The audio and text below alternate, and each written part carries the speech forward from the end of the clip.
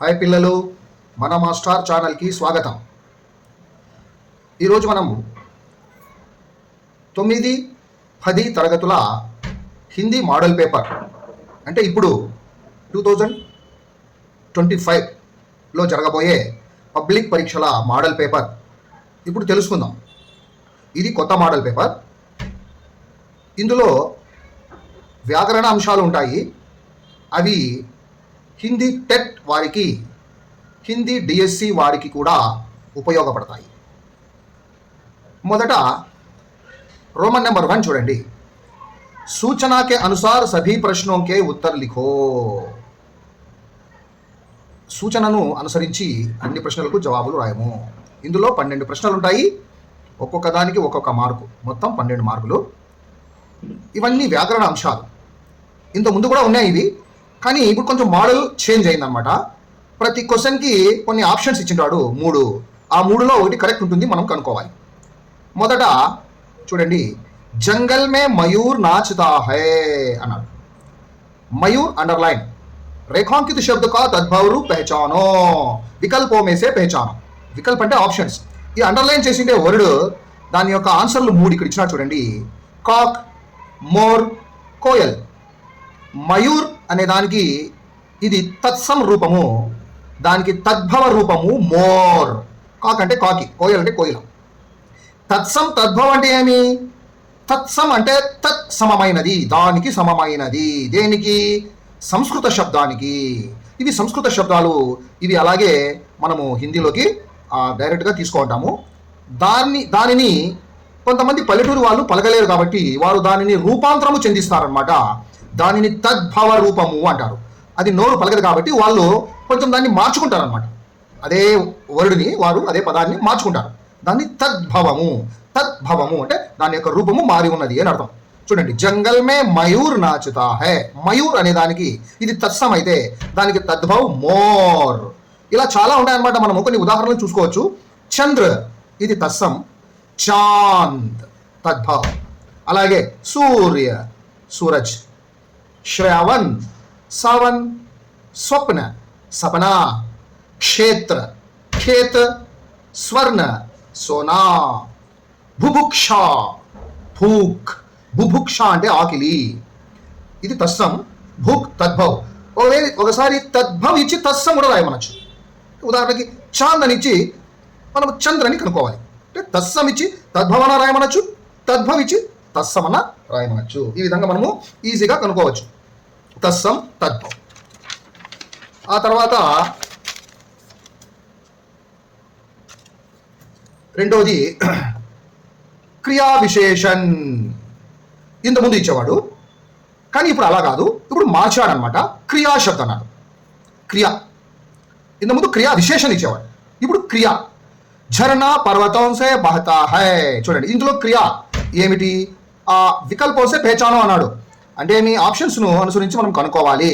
ఏది ఈ సెంటెన్స్లో క్రియా శబ్దము? బెహతా హై, బెహతా ప్రవహించుట.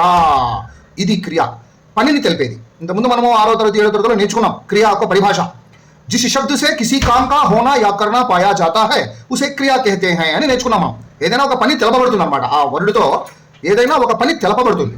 చూడండి, బెహతా ప్రవహించుట, ఖాతా తినుట, సోతా నిద్రపోవుట, బయటతా కూర్చొనుట, లిఖతా రాయుట, నహాతా స్నానం చేయుట, పీతా త్రాగుట, ఉటుతా లేయుట, పడుతా చదువుట, ఖేల్తా ఆడుట, దౌడుతా పరిగెత్తుట. ఈ విధంగా క్రియ అన్నమాట.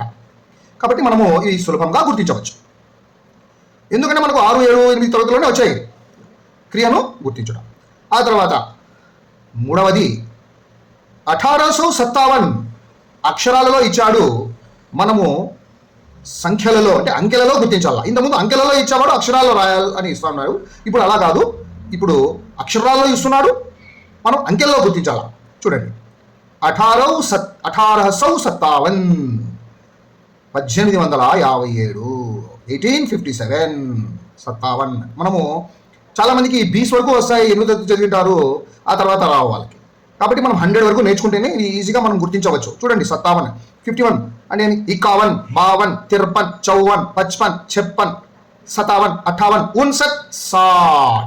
ఈ విధంగా అనమాట. ఇది 41, 42 చూడండి. 1847 ఇది. 47 అంటే 47. 41, 42, 43, 44, 45, 46, 47, 48, 49, 50 ఈ విధంగా అనమాట. కాబట్టి మనము 21 నుంచి 21, 22 నుంచి 100 వరకు నేర్చుకున్నాం అనుకోండి. ఇది చాలా ఈజీగా కనుకోవచ్చు. 18 అంటే 18 అంటే 1800 అనాలా, 17 అంటే 1700 అనాలా, దాని పక్కన 16 ఉంటే 1600 అనాలా, 19 ఉంటే 1900 అనాలా, అంతే. యువతల పక్కన మనం అంకెల్ని బట్టి గుర్తించవచ్చు. ఇది ఖచ్చితంగా నేర్చుకోవాలి. నేర్చుకోకుంటే మాత్రం ఇవి రావు. కాబట్టి ఖచ్చితంగా మీరు ఇవి నేర్చుకోండి. అప్పుడే మనం ఇది రాయగలుగుతాము, గుర్తించగలుగుతాము. ఈజీగా ఉంది ఇప్పుడు, ఎందుకంటే అక్షరాల్లో వాడే ఇచ్చేస్తున్నాడు, మనం అంకెల్లో గుర్తించాలంతే. సింపుల్ అనమాట. కాబట్టి ప్రతి ఒక్కరూ 100 వరకు బాగా నేర్చుకోవాలి అక్షరాలు. ఆ తర్వాత చూడండి, రామ్ డాష్ భాయి లక్ష్మణ్ హై. సహీ కారక చిహ్న వికల్పం మేసే పెహచాన్ కర్ లిఖో. కారక చిహ్న విభక్తి ప్రత్యయములు తెలుగులో ఉన్నాయి కదా, డూములు, ప్రథమా విభక్తి, నిన్నులని గురించి, ద్వితీయ విభక్తి, ఇవన్నీ ఇంతకుముందు మనం వీడియోలో పెట్టాము. ఆ విభక్తులని చూడండి అవి. ఇప్పుడు హిందీలో వచ్చేసి దీనిని కారక చిహ్న అంటాం. ఇప్పుడు ఇది ఏమి, రామ్ డాష్ భాయి లక్ష్మణ్ హై. కానా కీనా కేనా, రామ్ కా భాయి లక్ష్మణ్ హై. ఇది సంబంధ కారక అనమాట. కా కీ కే సంబంధాన్ని తెలియజేస్తోంది. కాబట్టి రామ్ కా భాయి లక్ష్మణ్ హై, రాముని యొక్క తమ్ముడు. ఇది పుంలింగము. రామ్ కీ పత్ని సీతా హై అంటే అది స్త్రీలింగము కీ. రామ్ కే 3 భాయి థే, చూడండి కే బహువచనము. ఒకవేళ గౌరవ సూచకం కూడా పెట్టచ్చు. దశరథ్ కే 4 పుత్రు థే. ఇలా ఈ విధంగా మనము కా కీ కే అనేది సంబంధ కారక్ అంటాం దీనిని. ఇవి ఏ విధంగా ఉంటాయో మనం చూస్తాం. సంబంధ కారక్ అనేది మొత్తం కారక్ చిహ్న అనేది చూడండి, అందులోనే సంబంధ కారక్ అనేది వస్తుంది. కారక చిహ్న అనేటివి మొత్తము 8 రకాలుగా ఉంటాయి. कारक 8 प्रकार के हैं. पहला कर्ता कारक, ये ने है, ने. గోపాల్ నే క్రికెట్ ఖేలి, చూడండి గోపాల్ నే వచ్చింది ఇలా, గోపాల్ నే క్రికెట్ ఖేలి. కర్త కర్మ క్రియ, చూడండి కర్త గోపాల్, కర్మ క్రికెట్, ఖేలి క్రియ. కర్తను అనుసరించి వస్తుంది కాబట్టి ఇది కర్తా కారక్. నే కర్మకారక్, చూడండి కో. రామనే రావణ్ కో మారా, చూడండి కర్మను అనుసరించి వస్తుంది. రామునే రావణ్ కో మారా, రాముడు రావణుణ్ణి చంపెను. నిన్నులని గురించి అంటాం కదా, ఈ విధంగా అన్నమాట. కరణకారక్, ఇది సే. దీని అర్థము కే ద్వారా, దాని ద్వారా, దీని ద్వారా అని అర్థం వస్తుంది సే. ఎందుకంటే ఇంకో సే ఉంది మళ్ళీ ఇక్కడ, దాని అర్థం వేరు. అందుకే ఇది కరణకారక్ సే. ఎలా కనుక్కోవచ్చు అంటే సెంటెన్స్ చూసి కనుక్కోవచ్చు మనం కే ద్వారా అని అర్థం వస్తుంది. ఇందులో లతా కలము సే లిఖతీ హై, చూడండి కలం, లత కలము ద్వారా రాస్తున్నది, కలము ద్వారా రాస్తున్నది, ఈ విధంగా అన్నమాట. కాబట్టి ఈ సే అనేది కే ద్వారా. మళ్ళీ సంప్రదాన కారక్, ఇక్కడ కూడా కో వచ్చింది కర్మకారక్, మళ్ళీ ఇక్కడ కూడా కో వస్తుంది. కానీ ఈ సంప్రదాన కారక్ ఇది కేలియే అని అర్థం వస్తుంది. ఇక్కడ కేలియే, ఈ సంప్రదాన కారక్ కేలియే అని అర్థం వస్తుంది. ఇది కూడా సెంటెన్స్ అనుసరించి కనుక్కోవాలి మనం. మా బచ్చే కో రోటీ బనా రహీ హై, బచ్చే కేలియే అని అర్థం వస్తుంది. ఈడ వచ్చేసి రావణ్ కో మారా, రావణుణ్ణి చంపాడు, రాముడు రావణుణ్ణి చంపాడు. ఇక్కడ అట్లా కాదు, ఇది తల్లి పిల్లవాని కోసము రొట్టె తయారు చేస్తున్నది. కేలియే కోసము, కొరకున్ కై అంటాం కదా అది. అపాదాన కారక్, ఇక్కడ కూడా వచ్చింది సే, ఇది కే ద్వారా అనేది. కానీ ఇక్కడ ఇది కూడా సేనే, కానీ ఇది వేరే. ఇది అలగ్ హోనే పర్, ఇది కే ద్వారా, దాని ద్వారా అని అర్థం వస్తుంది. ఇది వేరు చేయబడుట అని అర్థం వస్తుంది. చూడండి పేడ్ సే ఆమ్ గిరా అని అర్థం వస్తుంది. పేడ్ సే ఆమ్ గిరా, చూడండి చెట్టు నుండి మామిడి పండు రాలి పడింది, కిందికి పడింది. అలగ్ చెట్టు నుంచి వేరైపోయింది, అదే పేడ్ సే ఆమ్ గిరా. ఈ విధంగా ఇది ఉంటుంది. మనము ఈజీగా కనుక్కోవచ్చు. లతా కలం, అది వేరు, లతా కలం సే లిఖతీ హై అనేది.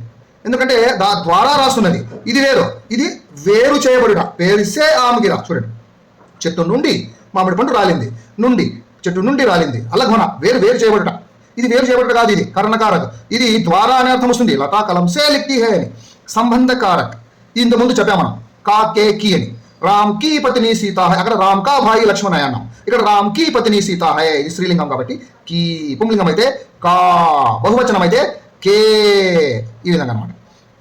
అధికరణ కారక్ మే పర్, పానీ మే మచిలీ రహతీ హై, చూడండి పానీ మే నీళ్ళ లోపల చేప ఉంటుంది. అలాగే చాంద్ పర్ హవా నహీ హై, చంద్రునిలో గాలి లేదు, చంద్రుని మీద గాలి లేదు. అట్లా మే అనేది పర్ అనేది చూడండి. దీన్ని అధికరణ కారక అంటాం. ఇక సంబోధన కారక్, సంబోధన అరే అహే, అరే అహే, అరే భాయి ఇది రావో, చూడండి, ఒరే తమ్ముడు, ఒరే సోదరా ఇలా రా, ఒసే రాములమ్మ అంటాం కదా అలా. కాబట్టి ఇది సంబోధన కారక్. ఈ విధంగా కారక్ అనేటివి 8 రకాలుగా ఉంటాయి. మనం ఏది ఏది అని ఆ సెంటెన్స్ని బట్టి కనుక్కోవాలన్నమాట. మనం ఈ కర్తను అనుసరించి వస్తే ఇది నే కర్తాకారక్, కర్మను అనుసరించి వస్తే అది కర్మకారక్. ఇంకా కరణకారక్ వచ్చి ద్వారా అని అర్థం వస్తుంది. సంప్రదాన కారక్ వచ్చేసి కేలియే అని అర్థం వస్తుంది. అపాదాన కారక్ వచ్చి అలగ్ హోనా, వేరు చేయబడట. సంబంధ కారక్ అంటే సంబంధాన్ని తెలియజేస్తుంది, తమ్ముడా కొడుక ఎవరు అని. అధికరణ కారక్ వచ్చి లోపల మీద అనేది అర్థం వస్తుంది. ఇంకా సంబోధన అంటే అరే, ఓహో, అరే, అహే అని అర్థం వస్తుంది. ఈ విధంగా మనము కారక్ చెప్పుకోవచ్చు. ఇంకా ఇవి చాలా ఉన్నాయి, మొత్తం మోడల్ పేపర్ అంతా మనం చెప్పుకుందాము ఇంకా కొన్ని రాబోయే వీడియోస్లో. కనీసం అంటే 7-8 వీడియోలు అయితే ఇవి. కాబట్టి మీరు బాగా చదువుకొని ఇవి బాగా మీకు తెలుసుకుంటే మంచిది. నమస్కారం.